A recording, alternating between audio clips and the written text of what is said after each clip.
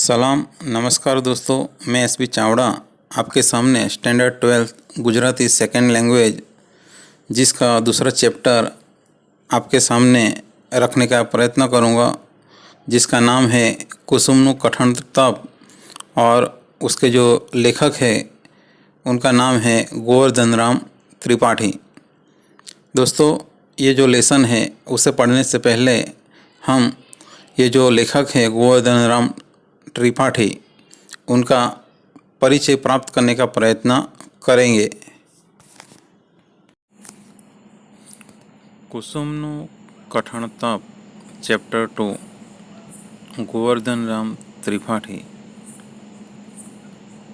તેઓનો જન્મ 20-10-1855 અને અવસાન 4-1-1907 થયું હતું, यानी कि 20-10-1855 और मृत्यु 4-1-1907 में हुआ था। यहाँ पर हम उनका जो परिचय है वो प्राप्त करने का प्रयत्न करेंगे। विद्योपासना में सधर्म यानी कि विद्यानी उपासना में स्वधर्म जोनार साक्षर जीवनનો अंगीकार करनार गोवर्धन राम माधवराम त्रिपाठीનો जन्म नडियादમાં થયો હતો। यानी गोवर्धन राम त्रिपाठीना पिताનું नाम माधवराम હતું। मुंबईनी एल्फिन्स्टन हाईस्कूल में मैट्रिक तेमज बीए थया। ईस्वीसन 1879 में भावनगर राज्यना दीवान शामळदासना खानगी सेक्रेटरी रह्या। पछी थोड़ा वर्षों वकीलात माटे मुंबई रह्या। सत्यशोधक वृत्ति ने गहन अध्ययन पिपासा तेमज अद्भुत मनोबल ने कारण स्वैच्छिक निवृत्ति स्वीकारी। नर्मदनी जेम तेमने निवृत्ति फड़ी जीवन अने साहित्यनी उपासना में कर्म ज्ञान अने भक्तिनो सुमेळ सधायो। जीवन दर्शन में प्रवृत्तिमय संन्यास केळव्यो। यानी यहाँ पर गोवर्धन राम त्रिपाठी के बारे में ये बताया गया है कि उन्होंने मुंबई में एल्फिन्स्टन हाई स्कूल में मैट्रिक की, बाद में बीए की एग्ज़ाम पास की। उसके बाद सन 1879 में भावनगर में वहाँ के दीवान शामळदास के सेक्रेटरी रहे। फिर कई सालों तक उन्होंने मुंबई में वकीलात करी और फिर बाद में अपने अद्भुत मनोबल के लिए उन्होंने निवृत्ति भी स्वीकारी और नर्मद की तरह उनको भी ये जो निवृत्ति है वो उनको फली, यानी सफल साबित हुई। उन्होंने कर्म ज्ञान और भक्ति तीनों को साधने का प्रयत्न किया और जीवन दर्शन में प्रवृत्तिमय संन्यास प्राप्त करने का प्रयत्न किया। प्राचीन અને अर्वाचीन તેમજ પૂર્વ અને પશ્ચિમની સંસ્કૃતિની અસર હેઠળ તેમણે સરસ્વતી ચંદ્ર નવલકથાના 4 ભાગ તૈયાર કર્યા। સુઘટ વસ્તુગૂંથણી, વૈવિધ્યસભર જીવંત પાત્રસૃષ્ટિ, વિગતથી ભરપૂર સુંદર વર્ણનો અને ચિંતનસભર ગદ્ય શૈલીને કારણે ગુજરાતી સાહિત્યમાં સરસ્વતી ચંદ્ર નવલકથા ચિરંજીવ સ્થાને છે। તેમના સ્નેહમુદ્રા, સાક્ષર જીવન, લીલાવતી જીવનકલા, દયારામનો અક્ષરદેહ અને સ્ક્રેપ બુક वगैरह पुस्तकों पण जाણીતા છે। यानी कि यहाँ पर गोवर्धन राम त्रिपाठी ने ये जो सरस्वती चंद्र नवल कथा लिखी थी, जिसके 4 भाग उन्होंने लिखे थे, जिसमें प्राचीन अर्वाचीन पूर्व और पश्चिम की संस्कृति की असर देखने को मिलती है। कहते हैं कि इस नवल कथा में इनकी जो कथा और पात्र सृष्टि और वहाँ अंदर के जो सुंदर दृश्य जो थे वो ऐसे लग रहे थे जैसे कि जीवंत हो। और इस प्रकार चिंतन से सभर गद्य शैली के कारण गुजराती साहित्य में ये जो सरस्वती चंद्र नवल कथा है वो शिरोमणि यानी कि मुख्य स्थान पर है। लेकिन इसके बाद भी उन्होंने दूसरी और कई किताबें लिखी थी जो यहाँ पर दी गई है, जिसे मैंने अंडरलाइन कर कर उसको हाईलाइट करने का प्रयत्न किया है।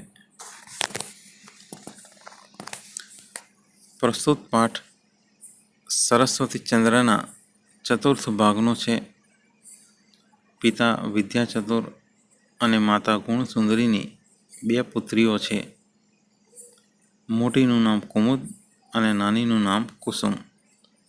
કુમુદનો વિવાહ સરસ્વતીચંદ્ર જોડે સંપન્ન થયેલો, પરંતુ એના ગૃહ ત્યાગ બાદ એના પુનર્લગ્ન પ્રમોદધન નામના અસંસ્કારી યુવક સાથે થતાં કુમુદ અત્યંત દુઃખી થઈ.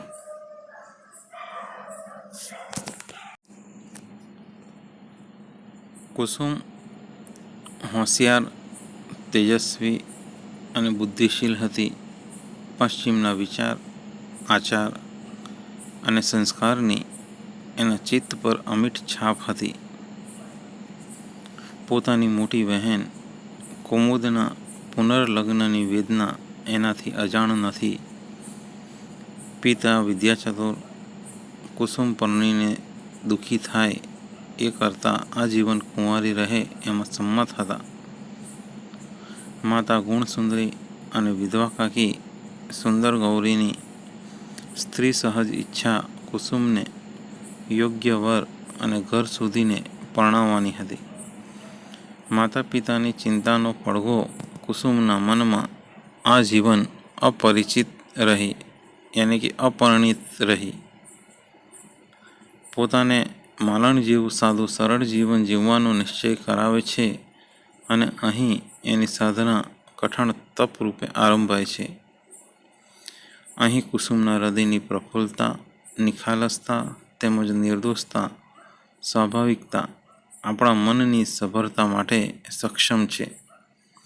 સુંદર ગૌરીની પીડતા, અનુભવ દક્ષતા અને આર્ય સંસ્કારની સમજણ અને સૌમ્યતા ચિત્ત આકર્ષક બની છે. સર્વે પાત્રોના સંવાદોમાં પડઘાતો ગોવર્ધન રામની ઓજસ્વી ભાષા શૈલીનો રણકો શબ્દ શબ્દ સંભળાય છે. પ્રસંગની પ્રસન્નતા, સરસતા, તર્કશક્તિ, બુદ્ધિ કૌશલના અનર્ગળ સૌંદર્યનું સુરેખ પ્રતિબિંબ આ ગદ્ય खंड गुजराती साहित्य में अमर बनावे छे.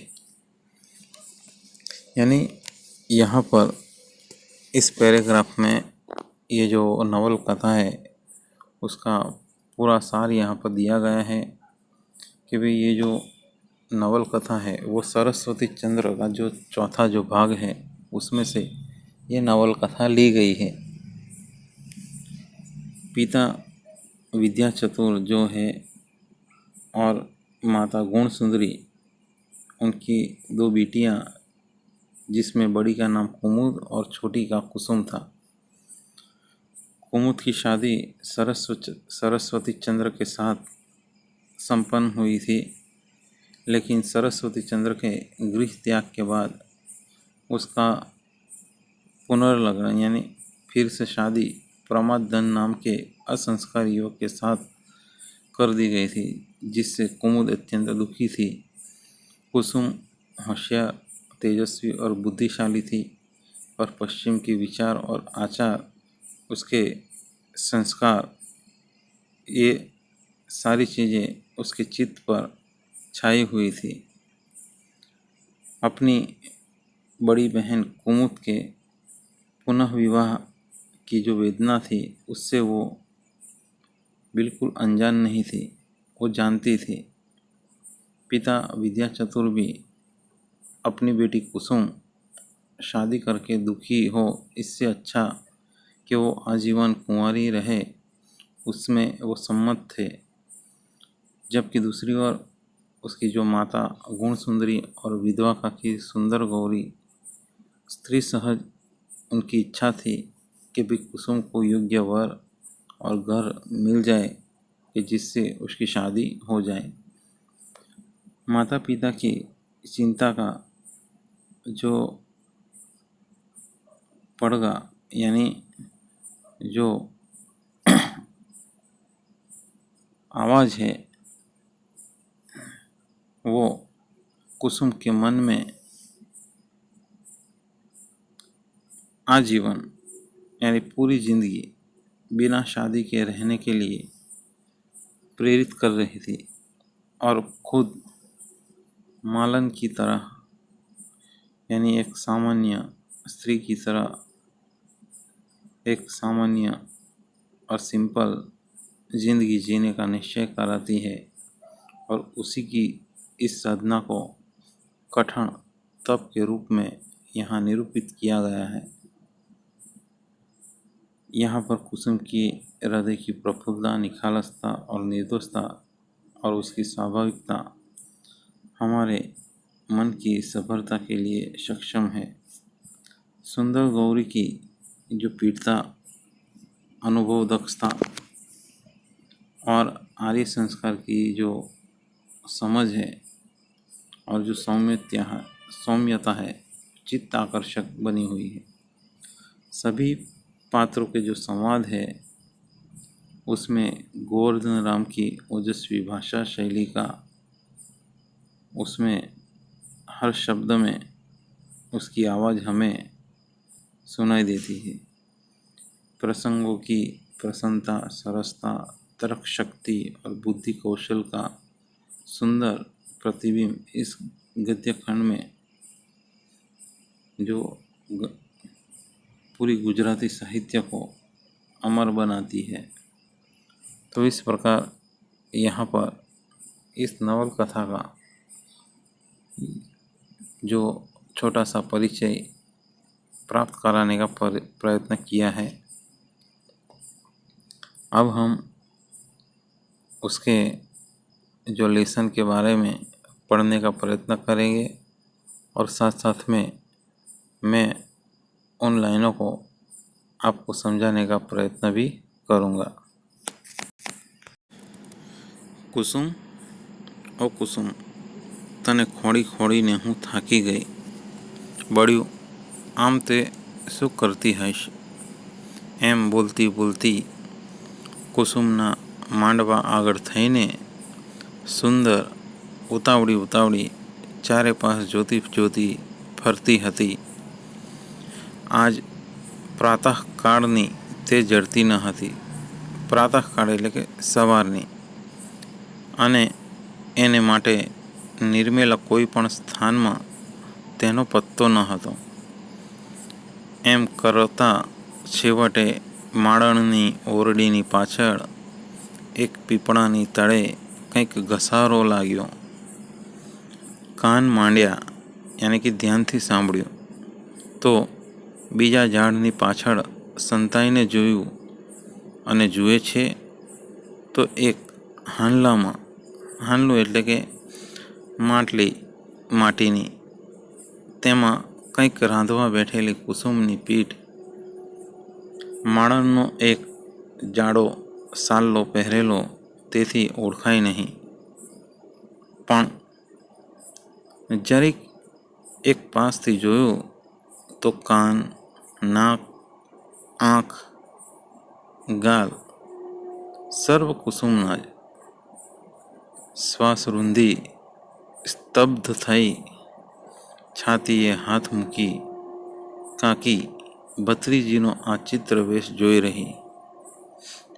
નાક ચડાવી યાની કે રીસ રાખીને હોઠ લંબાવી, આંખો સાંકોડી અને ગૂંચવાડામાં પડી મનમાં ને મનમાં સુંદર બબડી કે આ છોકરીથી તો ત્રાહી દીનાનાથ, એ શું કરે છે ને કરશે તે આપણાથી તો કંઈ સમજાય નહીં।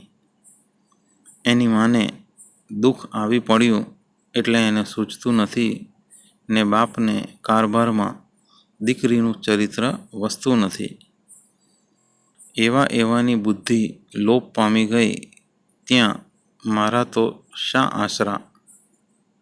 છતી થાઉં, ના ના, જોઉં તો ખરી આ વેશ આખરે કેવો ઉતરે છે. માણસની ઝૂંપડી અને વાડીના કોટ વચ્ચે ખાલી જગા હતી અને તે એક પીપળના ઝાડની છાયાની ઝાડની છાયાથી ઢંકાઈ હતી. આ ઝાડના મૂળ આગળ કુસુમે ભોંયમાં જ ખાડો ખોદીને ચૂલો કર્યો હતો અને તેમાં દેવતા સળગાવી ઉપર હાંડલામાં ખીચડી ચડાવી હતી. પોતે પાસે એક ઈંટ ઉપર અર્ધોથી અધૂકડી બેઠી હતી. પોતાના શરીર ઉપરથી સર્વ અલંકાર કાઢી મૂકેલા હતા, પણ પીપળાના તળ આગળ પોતે કોઈ વેલી પેઠે બેઠેલી લાગતી હતી અને પીપળાનો અલંકાર જાતે જ થઈ पड़ी હતી.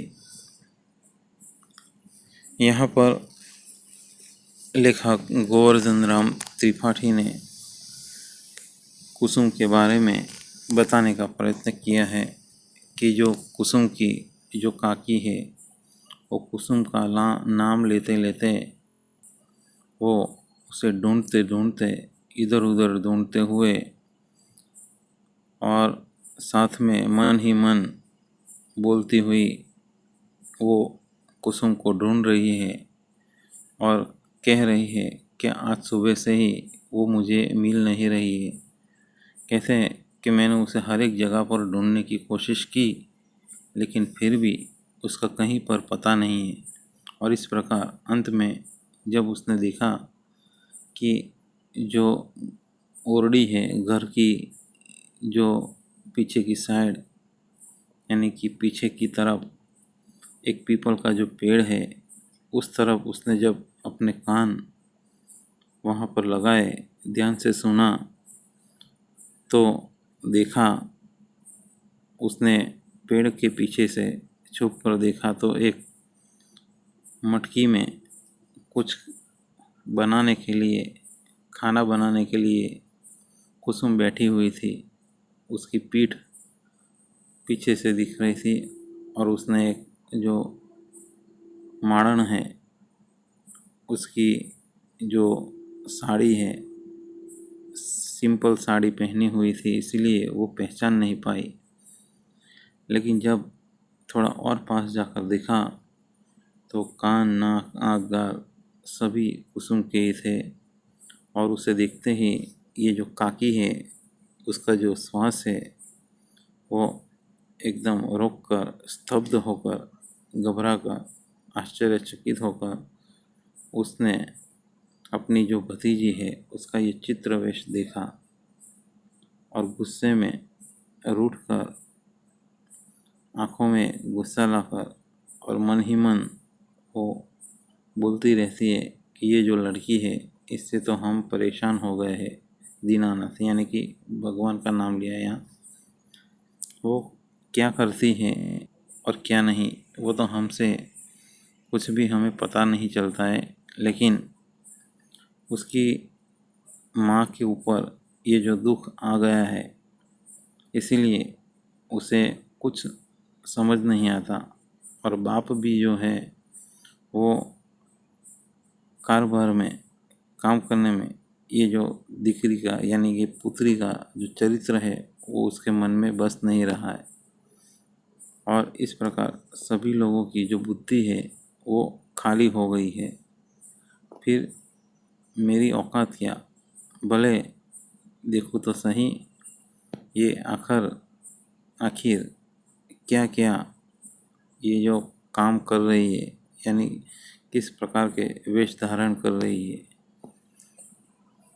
ये जो मालन जो थी उसकी जो झोपड़ी और वाड़ी के बीच में एक खाली जगह थी और उसी में एक जो पीपल का जो झाड़ था, वो पीपल के झाड़ की जो छाया थी उससे वो ढका हुआ था. इस पेड़ के मूल के आगे कुसुम ने जमीन में ही खड्डा खोदकर एक चूल्हा बनाया था और उसे जलाकर उसके ऊपर ये जो खाना पका रही थी, और पास में ही वो एक जो ईंट थी, उस ईंट पर वो आधी झुकी हुई बैठी हुई थी और उसके शरीर पर एक भी गहना नहीं था, अलंकार यानी गहना। लेकिन फिर भी पीपल के नीचे बैठी थी और ऐसा लगता था कि कोई वेल, कोई लता वहाँ बैठी हुई है और उसे पीपल का पेड़ वो जो है वो उसका जो प्रकाश है वो उसके प्रकाश में उसको गहनों की कोई ज़रूरत ही नहीं पड़ी थी। કૃષ્ણ પક્ષમાં મધ્યરાત્રિએ ચંદ્રબિંબ ક્ષિતિજમાં ઉગે અને આસપાસના પ્રદેશમાં રમ્ય નવીન પ્રકાશ પ્રગટાવી રહે તેમ ઝાડના મેલા થડ આગળ કાળા સાલ્લામાં કુસુમનું ગૌરમુખ બિંબ નવીન કાંતિ ધરતું હતું. તે જોતાં સુંદરને ઉમળકો આવ્યો અને છતી થઈ બાજી પડતી પડતી અટકી. ઝાડની ડાળો અને પાંદડા વચ્ચેથી કોયલ ટહુકી ઉઠી હોય એમ શાંતિની છાયાથી ઉભરાતા આ સ્થાનમાં કુસુમ બોલીને સુંદરનો પગ અઠ્યો. જમની, આ ચૂલામાંથી દેવતા ઘેર જાય છે ને ધુમાડો થાય છે, તે ભૂંગળી વગર શું કરવું? થોડીક છેટે ઉગેલું ઘાસ એક લાંબી કાતર વડે બેસીને કાપતી કાપતી માળણ બોલી, ઊભા રહો, ભૂંગળી લાવો. ના ના, ભૂંગળી ન હોય તોય ફૂંક મરાય એમ કર. તે વારું, માળીડાને ભૂંગળી મળે તે તમને જંગલમાં નહીં મળે, ત્યાં તો ઘણાય વાંસ હોય, પણ વાંસને કાપવાનું જોઈએ કે નહીં? આપણે તો વગર ભૂંગળીએ તાપ લાગે એવું બતાવો. માળણ ઉઠી આવી ચૂલા સામે જોતી જોતી બોલી કે વારું બહેન, તમે કર્મી લો, તેને આ તે શા અકર્મીના ધંધા કરવા? જાઓ, ઘેર જાઓ. જુઓ તો ખરા, આ ધુમાડે તમારી આંખો કરી છે તે કેસુડાના ફૂલ જેવી. ના, તે હું કહું તે કર. માળણ કંઈ વિચાર કરી બોલી, પાંદડા ને ઘાસનો દેવતા તે પૂરો થયો, એ હવે બીજા સૂકા પાંદડા વીણી લાવ્યા વગર નહીં વળે. તેમ કરતાં તો ખીચડી કાચી કાચી સુકાઈ જશે. તળે છે થોડો ભૂકો તે લાગશે, માટે ફૂંકવાનો રસ્તો બતાવો. મારી તો અક્કલ ચાલતી નથી. ફૂંક જેવી ફૂંકો મારો તે તમારા નાજુક મોંમાં જોર કેટલું? હું ફૂંક મારું તો અભડાવને, તમારામાં ફૂંકવાનું જોર નહીં. કુસુમ જરાક ઊંચી થઈ વિચારમાં પડીને બોલી ઉઠી, જો ભૂંગળીને ઠેકાણે આ હથેળી મોં આગળ રાખું ને ફૂંક મારું તો દેવતા સળગશે કે નહીં? હા, લો, એમ કરી જુઓ. ફૂંક મારતા આંખમાં રાખ ઓળીને માળણ હસી પડી. લ્યો લ્યો, હવે જાઓ ઘેર. જેનું કામ જે કરે.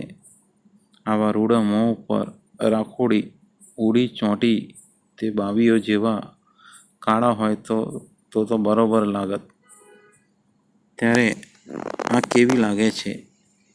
હથેળી વડે બોલી ત્યાંથી ફૂંક મારવાનું કરતી કરતી કુસુમ બોલી ને ઉત્તર મળતા પહેલાં હથેળી ધરી ફૂંક મારવા લાગી.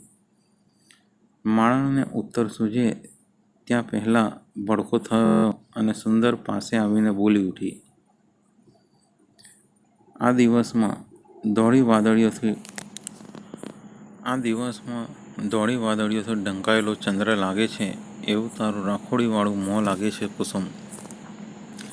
કાકીને દેખીને કાંઈક ચમકી અંતે સ્વસ્થ થઈ હાંડલાનું ઢાંકણું ઉપાડી એક ધોયેલા છોડિયાવાળી ખીચડીના દાણા કાઢી ચાંપી જોતી એની પાસ જ દ્રષ્ટિ રાખી કુસુમ બોલી કે કાકી, એ રાખોડીને એ મોં એ બે આખરે એક દેખાવાના.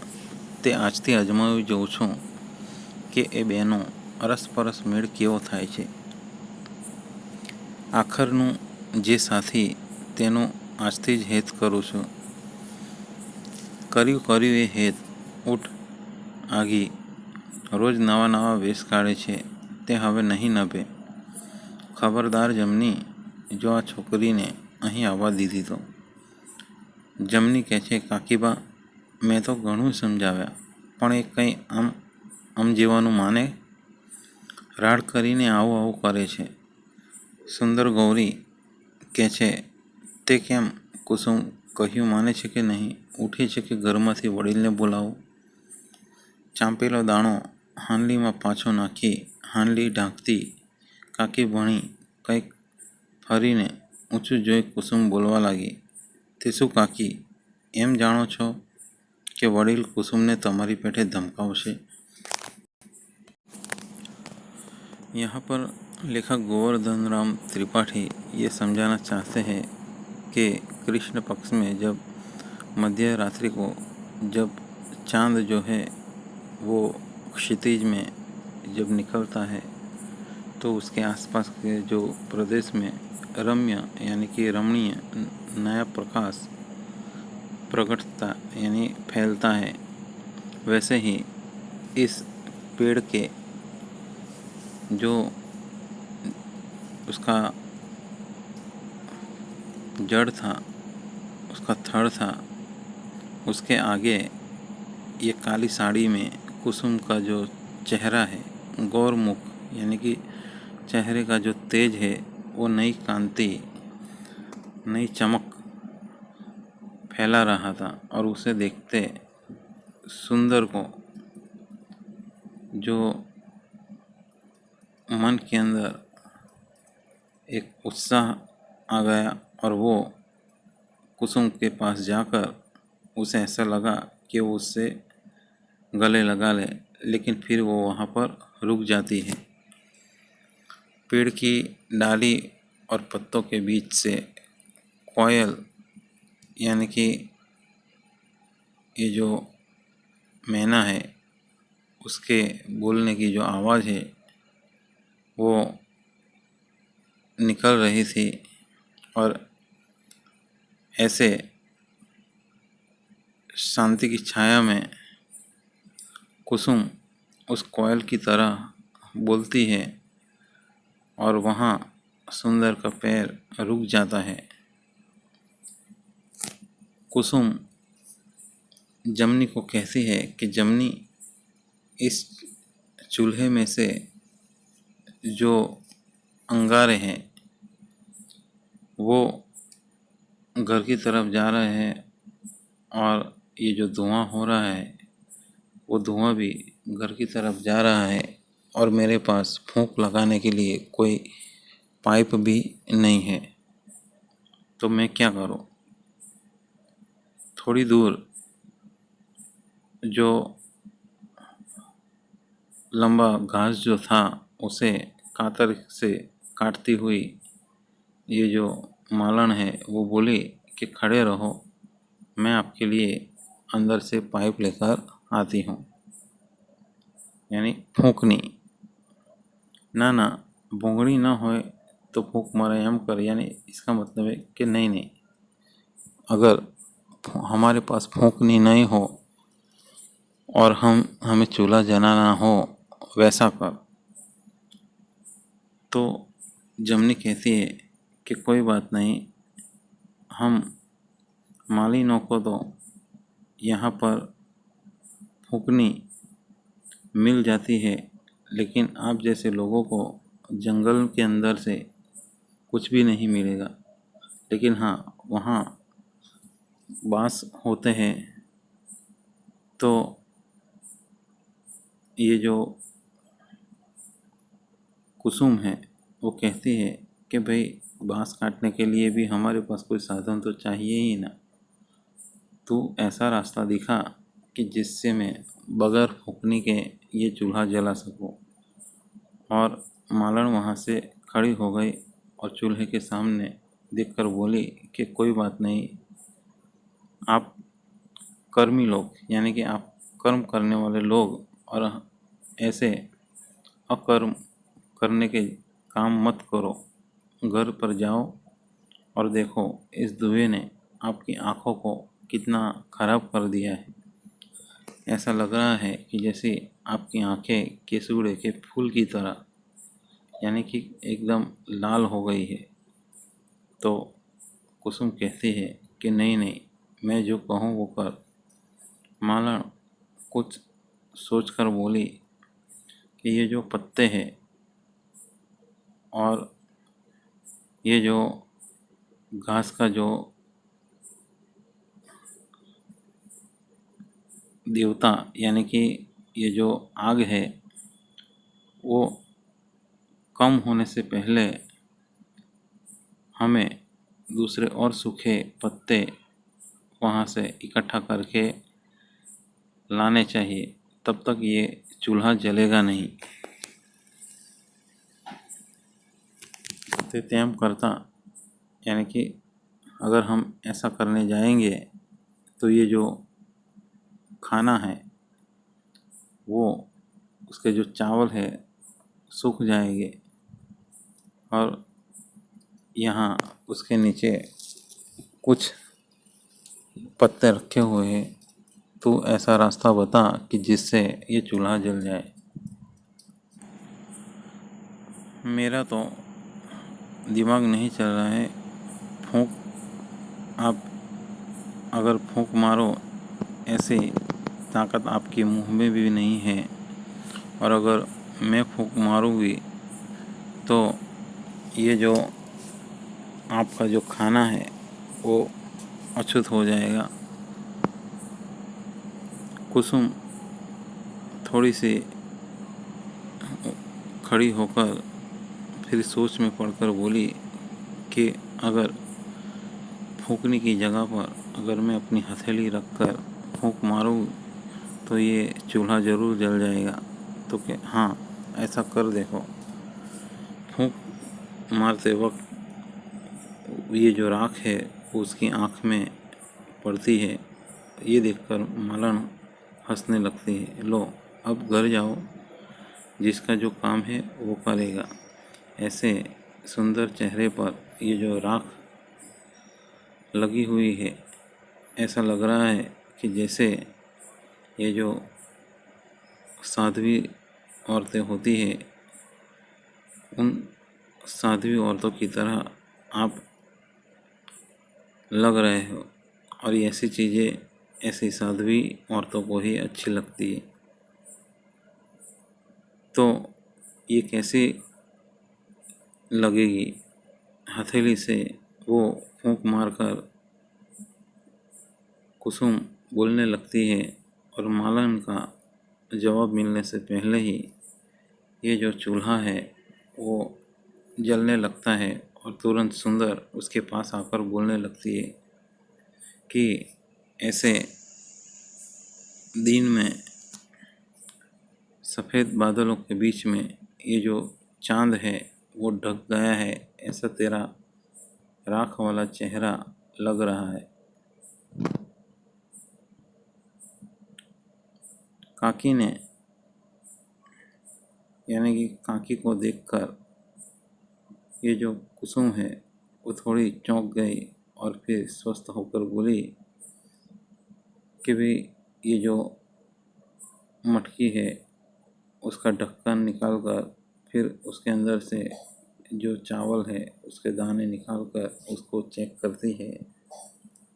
और फिर वो कहती है कि काकी ये जो राख है, पर इस राख ने मेरे चेहरे को बराबर और ये जो राख ये दोनों मेरे चेहरे पर ये जो राख कैसी लगेगी, ये मैं आज से ही मैं अपने आप पर आजमाने का प्रयत्न कर रही हूँ और इसीलिए उसे मैं अपना साथी बनाने का प्रयत्न कर रही हूँ।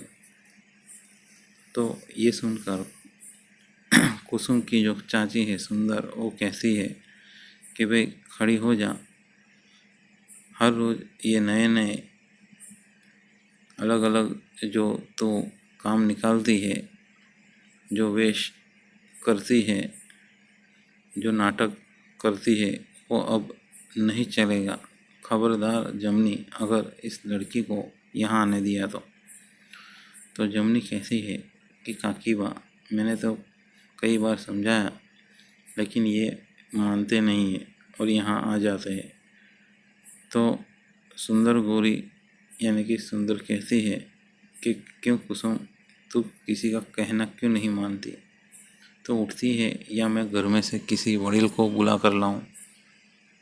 तो इस प्रकार ये सुनकर ये जो कुसुम है वो अपनी मटकी में चावल चेक करके फिर उसे फिर से बंद कर ऊपर उठकर देखकर बोलने लगती है कि तो क्या काकी, आप ये समझते हो कि ये जो घर के वड़ील है वो मुझे आपकी तरह मुझे धमकाएंगे? तो दोस्तों, आज का ये जो वीडियो है वो हम यहाँ तक रखते हैं। इसका जो दूसरा पार्ट है वो जल्द से जल्द मैं आपके सामने लेकर हाजिर होऊंगा। तब तक के लिए धन्यवाद, आभार।